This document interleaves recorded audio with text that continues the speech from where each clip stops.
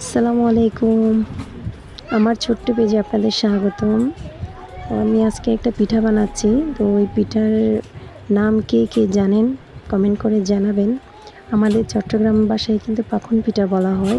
পিঠাটা মূলত তৈরি করা হয় চাউলের গুঁড়া এবং ডাউল দিয়ে। তো কোন জেলায় কি, কি নাম বলে তো আমাকে কমেন্ট করে জানাবেন। তো পিঠাটা কিন্তু বানানোর নির্দিষ্ট কোনো স্বাদ নেই।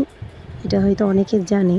তো আমি সাজ করার জন্য কাঁটা চামচ এবং কলমের শিরিষ নিয়েছি। তো আমি কাঁটা চামচ এবং কলমের শিরিষ দিয়ে সাজ করছি। এটা কিন্তু যার যেমন খুশি যেভাবে ভালো লাগে ওইভাবেই সাজ করতে পারে। আসলে পিঠাটা কিন্তু দেখতেও যেমন সুন্দর, খেতেও তেমন সুস্বাদু। আলহামদুলিল্লাহ আমার কাছে কিন্তু অনেক ভালো লাগে পিঠাটা। যে আমার পিঠা তৈরি করা শেষ। আমি বিভিন্ন ধরনের ডিজাইন করেছি। আমার যেভাবে মাথায় এসেছে, যেভাবে পারি যতটুকু পারি, হয়তো অতটা ভালো হয়নি, হয়তো আমার চাইতে কেউ ভালো পারে। তো কে কে কী নামে পরিচিত এই পিঠাটা কমেন্ট করে জানাবেন। আল্লাহ হাফেজ।